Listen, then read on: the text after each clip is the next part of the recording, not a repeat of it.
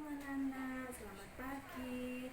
Hari ini belajar lagi bersama Putri Wahyu Ningsih. Nah, sebelum kita memulai pelajaran, marilah kita berdoa menurut kepercayaan dan agama masing-masing. Berdoa mulai. Berdoa selesai. Nah, Nana, hari ini kita belajar tema 4, subtema 3, PP3. Di tema 4 ini kita akan belajar tentang berbagai pekerjaan. Dan subtema 3 kita akan belajar tentang pekerjaan orang tuaku.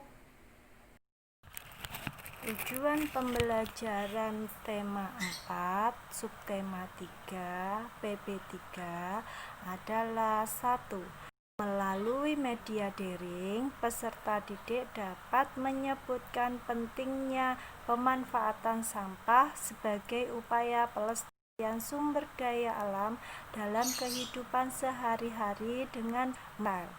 2. Setelah berdiskusi, peserta didik dapat mengomunikasikan contoh kegiatan pemanfaatan sampah sebagai upaya menjaga kelestarian alam dalam kehidupan sehari-hari dengan detail. 3. Setelah membaca pendapat teman terhadap suatu dongeng, peserta didik dapat menilai pendapatnya dengan detail. 4. Setelah berdiskusi, peserta didik dapat menyampaikan pendapatnya mengenai komentar teman secara lisan maupun tulisan dengan sistematik. Tahukah kamu bahwa banyak pekerjaan yang ada di masyarakat? Seperti pekerjaan ibu temanku adalah pengrajin cendera mata dari barang-barang bekas. Ingin tahu lebih lanjut tentang pekerjaan itu? Ayo kita simak. Ayo membaca.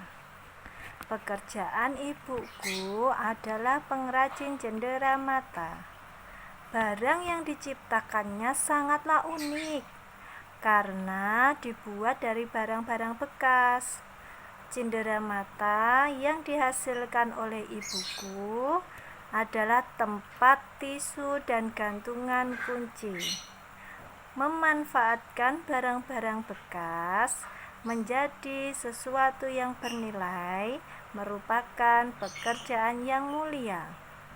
Di samping dapat mendatangkan uang, juga dapat menjaga lingkungan dan pencemaran yang berdampak buruk bagi kehidupan. Nah, setelah menyimak video teks bacaan tadi, sekarang kalian diminta untuk menjawab pertanyaan-pertanyaan berikut. Jawablah pertanyaan berikut. 1. Apa produk yang dihasilkan ibu tersebut? Ya, benar. Ibu tersebut menghasilkan produk perisu dan gantungan kunci. Yang nomor 2. Mengapa perlu memanfaatkan barang bekas? Ya, benar. Untuk menjaga lingkungan dari pencemaran yang berdampak buruk bagi kehidupan manusia. Tidak hanya manusia, tapi juga bagi kehidupan seluruh makhluk. Yang ketiga, ya, benar. Sikap apa yang bisa dicontoh dari pengrajin barang bekas tadi? Dari ibu yang sudah menghasilkan barang bekas tadi. Ya, sikap di mana bisa menjaga lingkungan. Jadi memanfaatkan barang bekas untuk dijadikan cendera mata supaya lingkungan menjadi bersih. Setelah menjawab pertanyaan-pertanyaan tadi, kita akan melanjutkan untuk membaca tentang barang bekas. Ayo berdiskusi. Cara yang pertama, kita bisa mengurangi pemakaiannya. Istilah ini dikenal dengan nama reduks, mengurangi. Sebisa mungkin kita kurangi penggunaan kemasan barang. Semakin banyak kita menggunakan kemasan barang, semakin banyak sampah yang dihasilkan.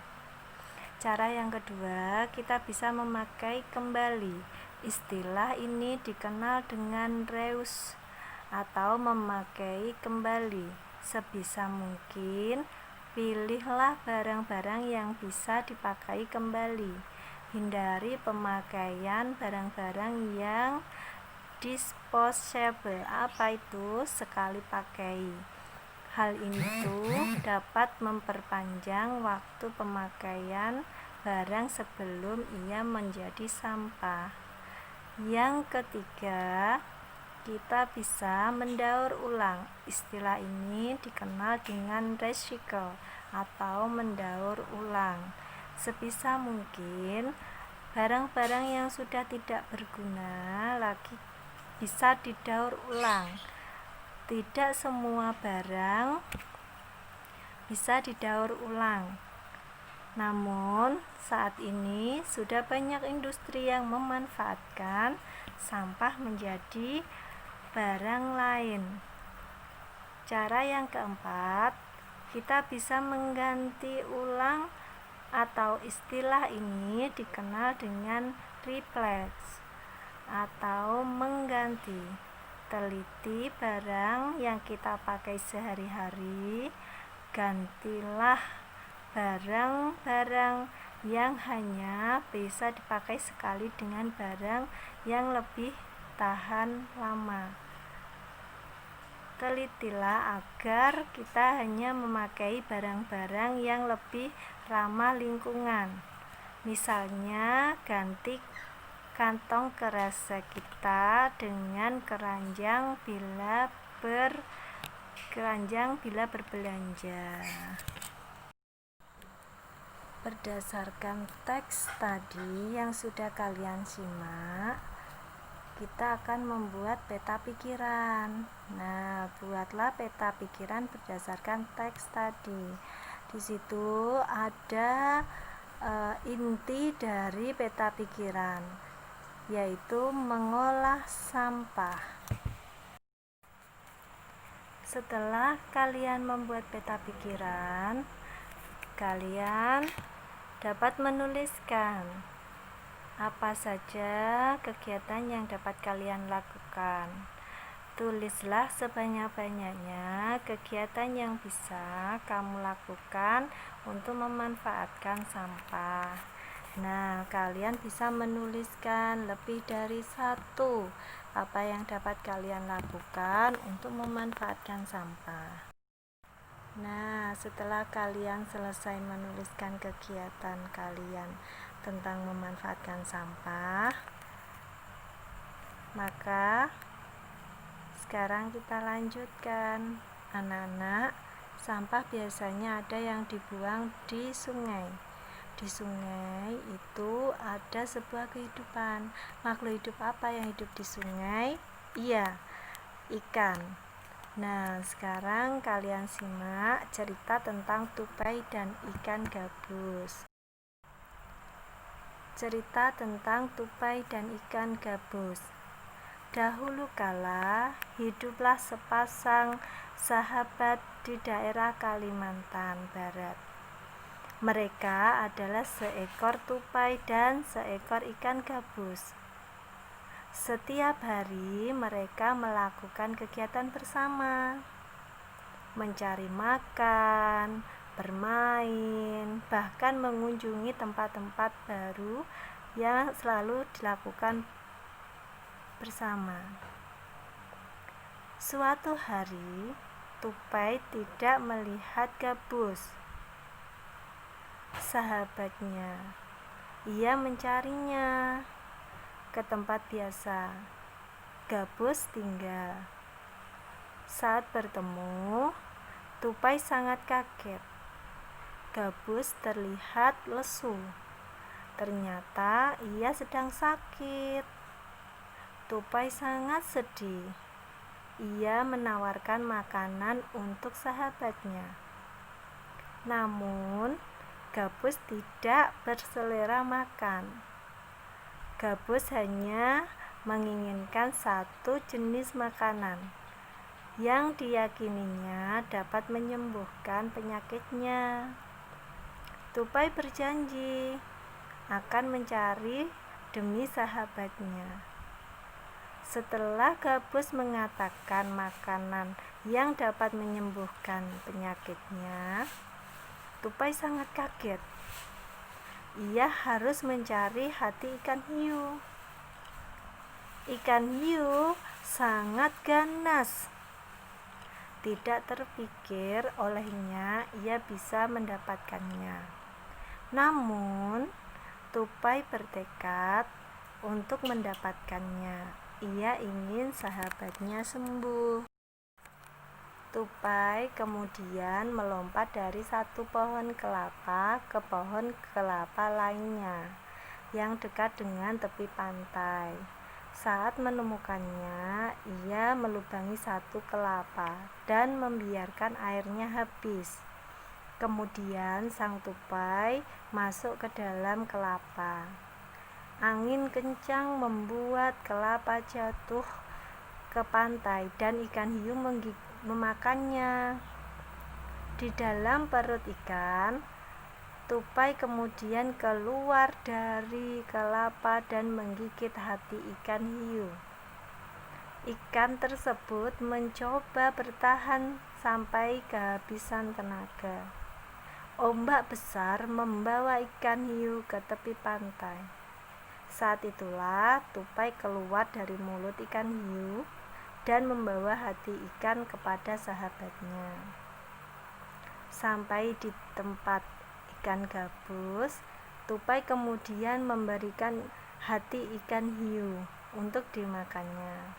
Beberapa hari kemudian, Tupai melihat sahabatnya segar kembali.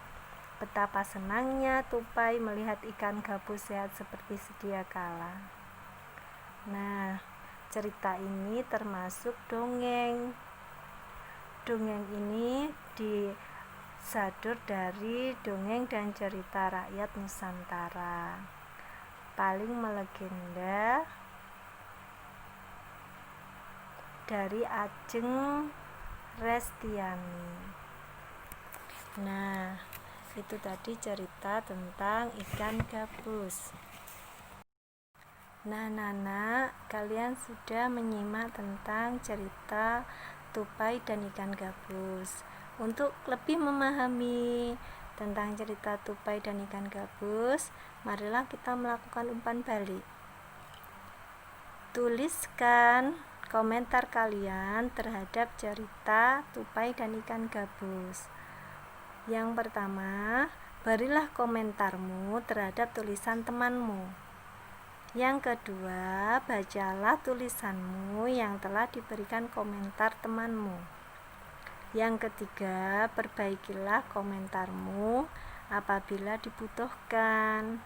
Jadi, kalian dan teman-teman kalian saling berkomentar dan saling memberikan komentar untuk memberikan komentar yang terbaik.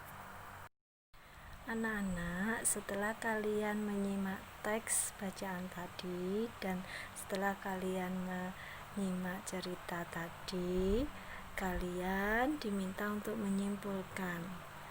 Nah, contoh kesimpulannya adalah seperti yang tadi pada teks bacaan yang pertama, yaitu dapat memanfaatkan barang bekas untuk dijadikan kerajinan seperti cenderamata, contohnya tempat tisu.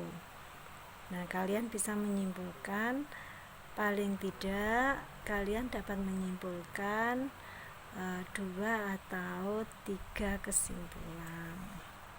Anak-anak, pelajaran hari ini tentang tema 4 berbagai pekerjaan dan subtema 3 pekerjaan orang tuaku PP3 sudah selesai.